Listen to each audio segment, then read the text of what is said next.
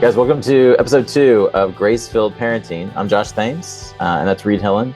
And we're really excited about, A, the podcast in general that we're getting to do, but B, talking a little bit about the event that we did this past week in Atlanta at Campus Church. And we got to do it together, and it was really fun because Reed actually got to fly in and sit in Atlanta traffic with me for a while and hang out with my family and meet some of our community. And we had a blast. And the purpose of all of those things wasn't just to hang out, though that was like some of my favorite parts of it. But it was also to do a parenting workshop. It titled the same thing that the podcast is Grace-Filled Parenting. And it was like, Reed, it was really, I just really enjoyed doing it, man. It was really fun to do. I'm interested, as you think about the experience, what are some of the things that kind of like stuck out to you that you took from the room? Yeah, it was really cool to get to come to Atlanta and experience all that Atlanta has to offer. No, but the community and the church itself were so kind and gracious to me and to us as well, I think. But it was really impactful to get to be there and to see people face to face and to work together face to face that way and try and bring something meaningful to a group of people. We had about 30 people in the room, and the thing that I noticed most was parents authentically seeking to love their children well. Just being like, whether it was we did a lot of, because Josh and I are both former teachers in the high school, middle school, sometime in the middle school, sometime in the high school levels. And we do not do a lot of sit and get where you just sit and listen to us lecture you about what you should do. We did a lot of talk for a minute and then talk about it together at the tables. And there were tables set up in the room. That was so cool to watch as each table had its own different, almost like ethos that quickly developed, and watching the parents just, whether it was through laughter and conversation or tears and conversation or anything in between, authentically seeking what it might look like to love their kids well was super neat and impressive, I guess. I don't know if that's not the right word, but it was really cool to see it and to get to be a part of it and listen in a little bit and be like, man, okay, this is pretty neat. What were the things that you noticed in the room?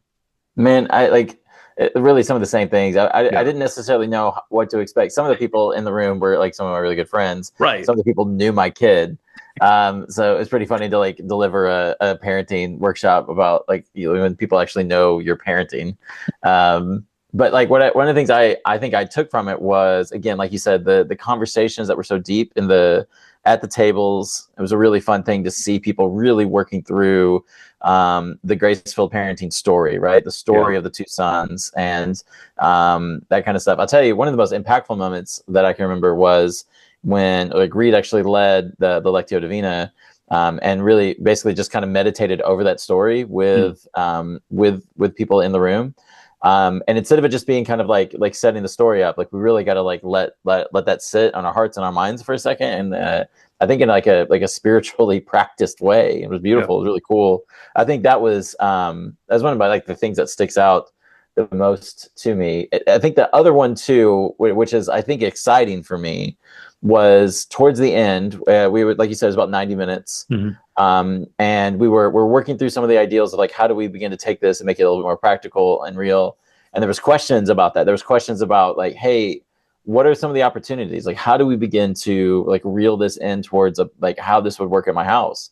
Right. And like, for me, that's exciting, Reed, because like, I don't know, like it seems like there's more to do, like left a little bit on the bone there. You know what I mean? Yeah. Does that make sense to you? Yeah, it makes a lot of sense. And like, starting to like dream about that a little bit, it spurred us into like really good conversation in the day after while I was still in town, or I guess the afternoon after, just to like be like, well, what is the next? How do we walk this out? What does it mean to actually make this practical for people? And it kind of opened up for me. You probably already knew this because you're way smarter than me, but like lifted the veil on like what's behind the whole thing. And so I'm pretty pumped about that and starting to understand more of what we're talking about, because like we say all the time, like we didn't know how to make a podcast, so we just started making one. Right. And we didn't know we didn't know what we were going to do with the presentation, so we just did one. And in that, what we're learning is like the doing is worthwhile, because in the doing there are things that is like, well, we could have done this better or whatever, but like the conversation itself, the event itself is a worthy endeavor to see what's happening in the room. And so, because like you said, you had some like good friends in the room, what are some of the things that they were kind of like after processing and saying, or what are the things that they were affected by? Well, I think one of the things that was really interesting for me as I approached it, I was trying really hard to not go in with like a let me tell you how to raise your kid, Yeah. right? Like, and you and I were talking about how like that just first of all that feels so arrogant and it just feels like untrue. I didn't want to do that, right? Like I didn't want to tell them that. Yeah. So that's what we were trying to show them is that like the ideals of graceful parenting are what we've kind of felt in a lot of ways like led towards, Yep. right? Like we've been searching, like thinking about this and trying to manage. And like in a lot of ways, it's kind of arrived to us. Like not like we've like created this amazing thing. Like I think I don't know. I feel like a little bit of like discovery in it. Does that make sense? Yeah. And so a lot of what they were like the conversations that I had around the event and like some text messages and some conversations around it was how they really appreciated that we're trying to solve a problem, Mhm. right? Like we're trying to move towards not just like hey raise your kids this way, but also like there are moments in particular that are really, really difficult. There are moments of poor choices, of disrespect, of overwhelm, of hurt, even not even necessarily bad choices, but just like suffering, right? Yeah. And like, so what do we do?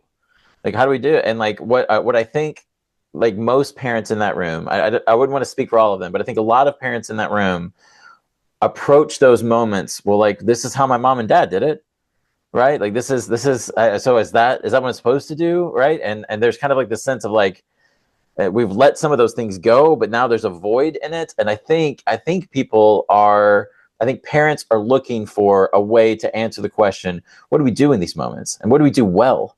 Right? How do I love my kid in a way that makes sense? And so I think that's some of the reactions I got is like, Yeah.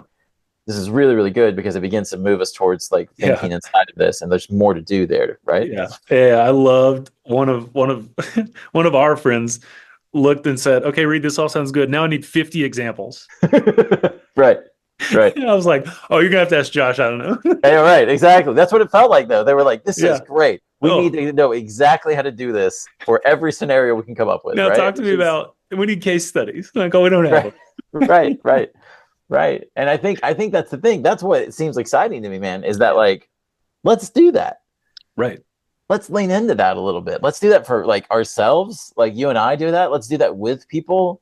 Let's sit and let's. I think this is where you and I can see this begin to develop in a way that like let's sit with people and really begin to think about if we really do believe in the ideals and the ideals of grace-filled parenting, which are not reacting through fear and not reacting through need, Yeah. right? Which are really cool, beautiful ideas. But like, what does that look like when my kid, like at 4 p.m., when my kid is imploding in the back seat, right? What does that look like Yeah. when this happened to me this week, by the way, like true story. When yogurt gets like tossed all over the kid's shirt right before we're supposed to go out of the door. This was Jonas this week. Oh, yeah. Um, what about that? What about that moment, right? And How else like, do I get my kid to school on time? yes, Right. yes. How do we talk about homework or a bad test grade or a really poor decision or like how do we do that if we're not going to come from fear and we're not going to come from need, Yeah. right? And those are really like those are questions worth answering. Those are questions worth endeavoring. I'm here. There was a background noise that I It was amazing, whatever it was. it was bothering me. Did you hear it? It was so loud. I can hear it. Oh, okay, good.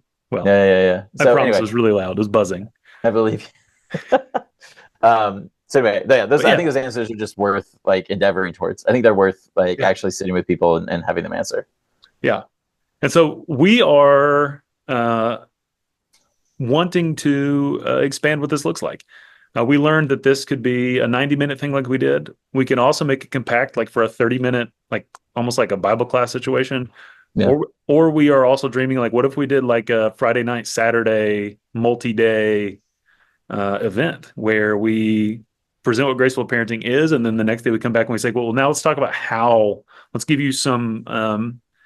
Uh, let's build together what this might look like Yeah. for your family, because we don't know. Like Right. we're not here to give you a 5-step plan. We're not here to offer specific solutions for every scenario. Instead, we are super intrigued by this orientation that I think is really impactful and helpful for folks. I agree, man. I think that's what's so cool about it, and that's why I feel really excited about it and empowered about it, because it's not Reed and I sitting here saying like, well, this is what you do about this topic and this is what you do about this topic, which is like, because we don't know what the thing that we hold really openly and what we believe about is that, like, as parents, what your kid needs, what the guardrails need to be in his life, what the non-negotiables need to be inside of you, like, because you have values there. And so that's not like Reed and I are not trying to like say like we know that. Right. We have things for ours and that we believe. And if you wanted to talk about those things with us, like, we'd bounce some ideas around, but I'm not sitting here to say like, this is how you need to raise your kid. Yeah. Instead, what we want to do is like take this template and be like, hey, this is what this story says. And I think maybe how Jesus approaches some of these things in general. And so if that's true, then how do we create not reacting through want, or not reacting through fear, and not reacting through need, and then put it into the guardrails that you want to build in your home and in your community. That's why I think it's really fun and exciting. I think it's really useful for parents because they don't feel judged. They just feel, I hope what the point of it is that they hear like encouraged and directed towards something that is actually useful for them. Yeah, no doubt.